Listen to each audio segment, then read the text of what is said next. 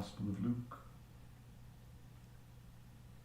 One Sabbath, Jesus was walking through a grain field, and his students were with him. And they began to pick the heads of grain, rubbing them with their hands and eating them. Some of the Pharisees asked, "Why are you doing this? This is prohibited on the Sabbath." Jesus said, "Have you not read what David did when he and his soldiers were hungry? How he entered the house of God and took the consecrated bread and ate it, and gave the rest to the others, loaves which were only for the priests to eat." Then Jesus said to them, "I am Lord of the Sabbath."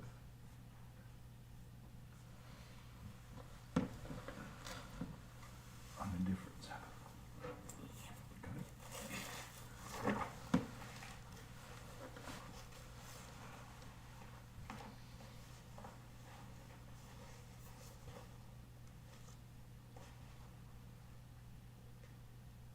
On a different Sabbath, Jesus came to teach in a synagogue where there was a person with a withered right hand.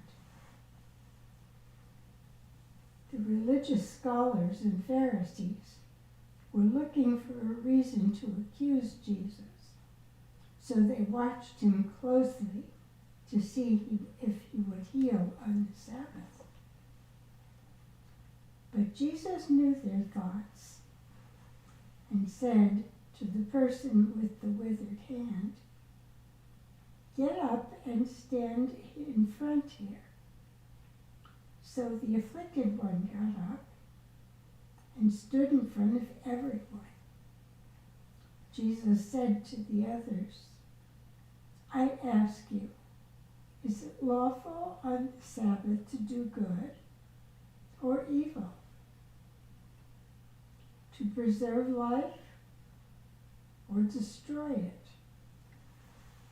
He looked around at them all, then said to the one with the infirmity, "Stretch out your hand."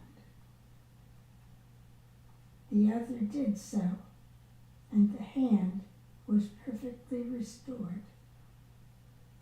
At this they were furious and began to discuss with one another what they could do to Jesus.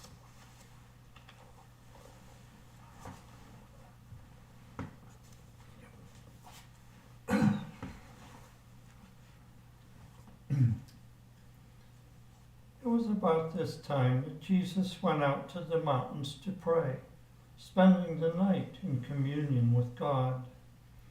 At daybreak, he summoned the disciples and picked out 12 of them, whom he named as apostles: Simon, to whom he gave the name Peter, and his brother Andrew, James and John, Philip and Bartholomew, Matthew and Thomas, James, Ben Alphaeus, and Simon, who was called the Zealot, Judas ben James, and Judas Iscariot, who became a traitor.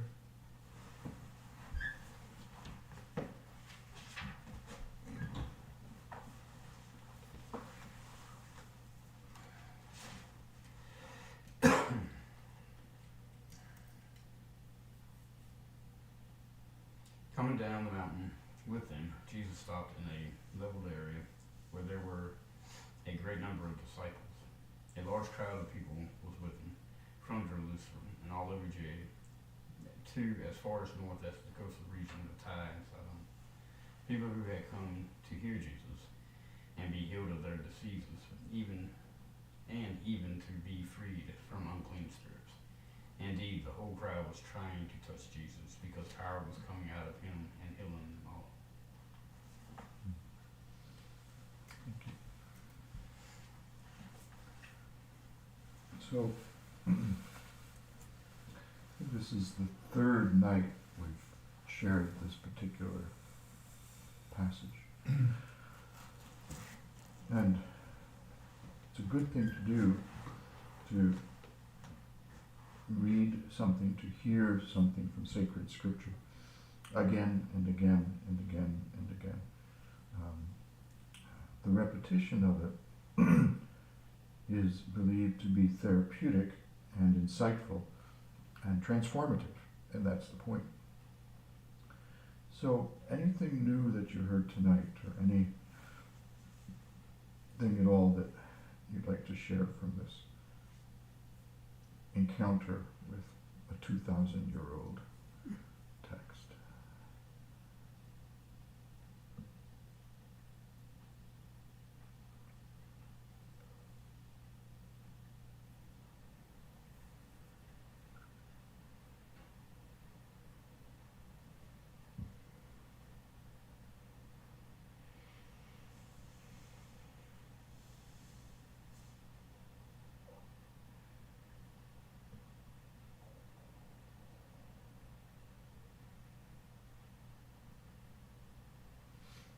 So, just want to share a little bit, and this, of course, is helping me to prepare for Sunday, where this is the gospel passage that the church in Harrisonburg will be focusing on for their Sunday morning gathering. I just want to notice and call your attention to something. The very first story, you see a group of people walking through fields, and their hands, I imagine, are kind of like this, open, outstretched. They're kind of feeling the grain, right? And they're hungry, so they're stretching out their hands and grabbing some of this grain, rubbing it together, eating the kernels, and satisfying their hunger.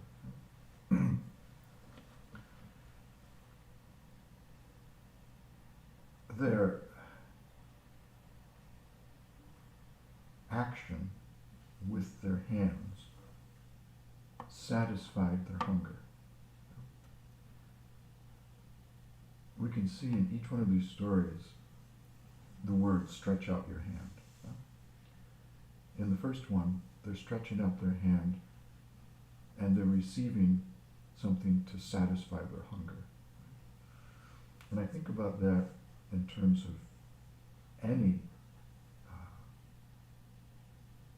way of life, any individual or community as a field. And we're walking through it, and we open up our hands and we receive the nourishment from that life, from that community, from whatever it is we're in. And it's good. Hopefully it's yummy, but it does us good. It's nourishing, right?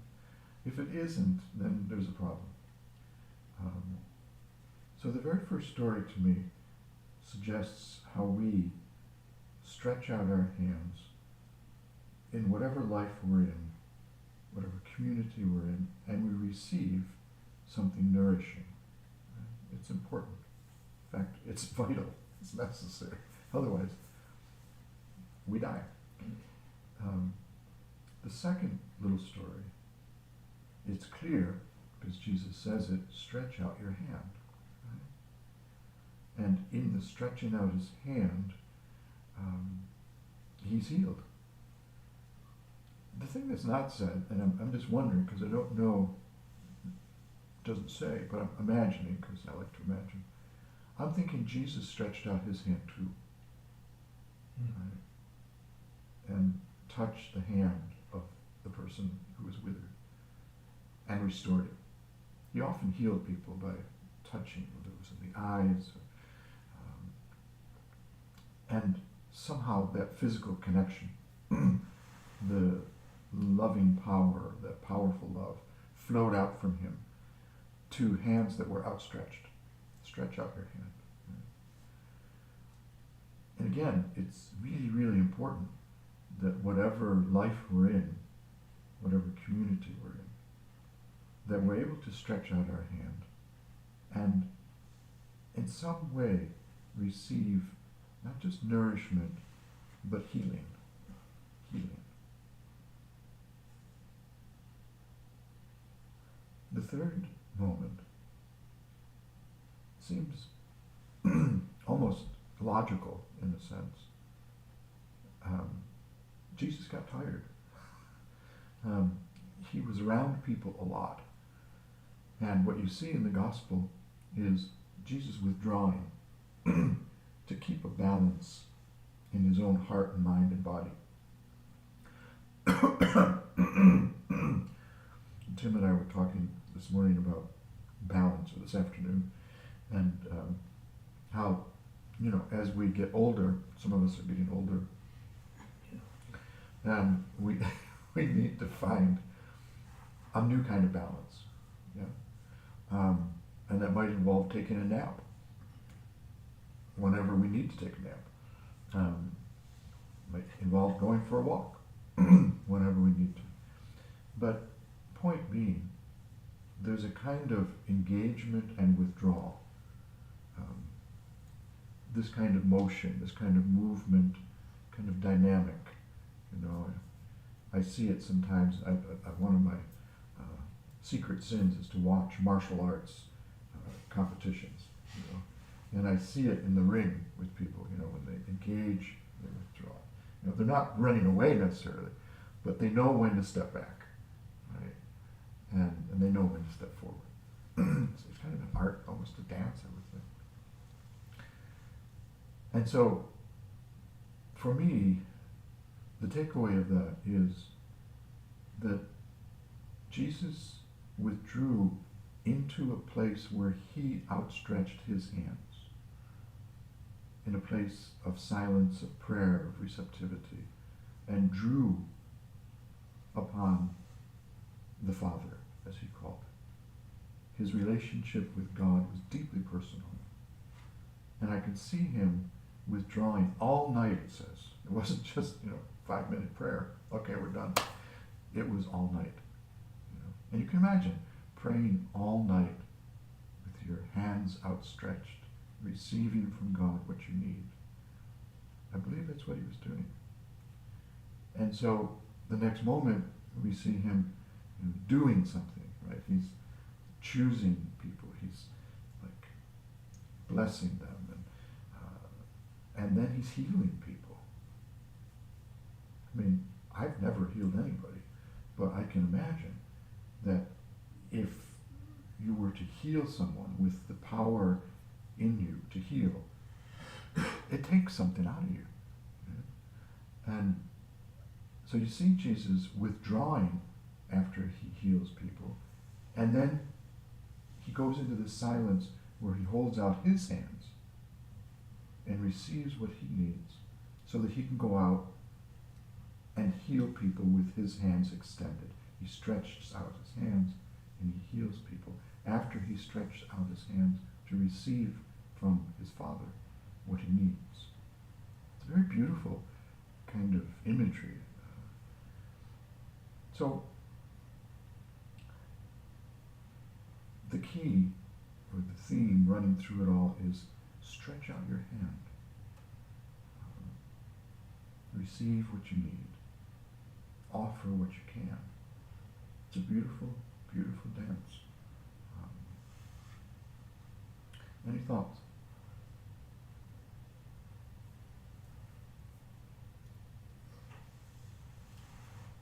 Seems on the part of the person being healed, and in other stories too, it's the action of extending, getting up, or it's like when we take that action to reach out to receive, but it takes that action on our part, and it's done before we even complete our action from the sounds of it. Mm. That's just intriguing to me. I know when I did healing work, there was a flow. I could feel it going out of me, but I could also feel it coming back.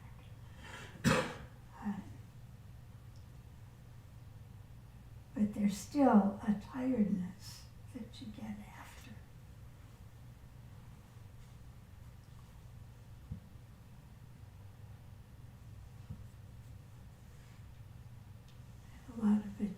depends on how the other person is receiving. Because there's all kinds of thoughts and attitudes that come into play there.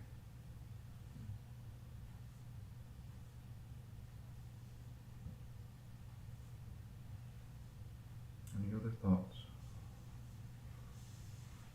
I had a, like the field is wheat, right? Is that what- Could be. And the bread that's in the temple is also made of wheat, and it's just like, even as how you just described the stretching out. It's almost like, when wheat grows, it's almost like it grows up and out, right? And so it's like there's that connection, and so this, right? So there's this whole play in the story about what's legal to do on what day, and so yeah, like, well, there's the natural part, right? Meeting nature halfway and changing energy and that, and being healed, being nourished, and then there's what we do with the gift, and with the, it's locked up in somewhere, and so it's almost like, yeah, it's a commentary on what's natural, what's good.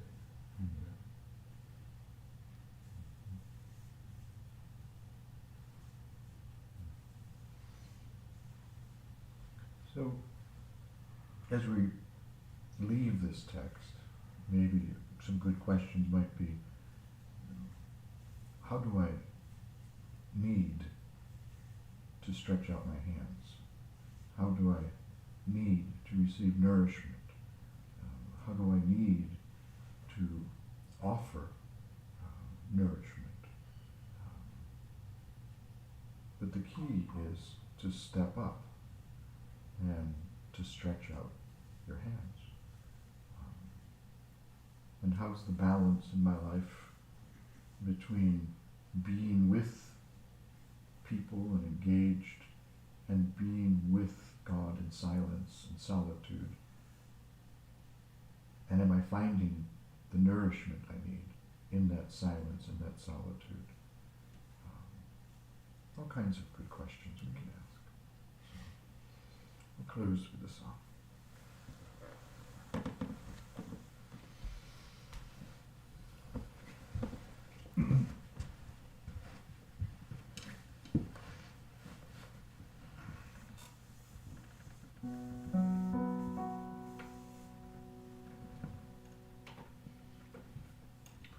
When the night is fallen, F-A-L-L-E-N,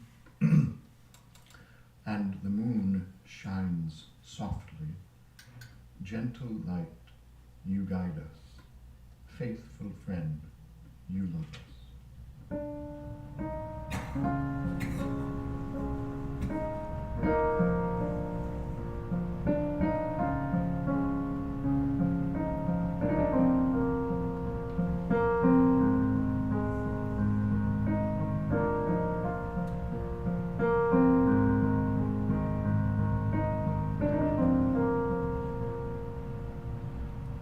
When the night is falling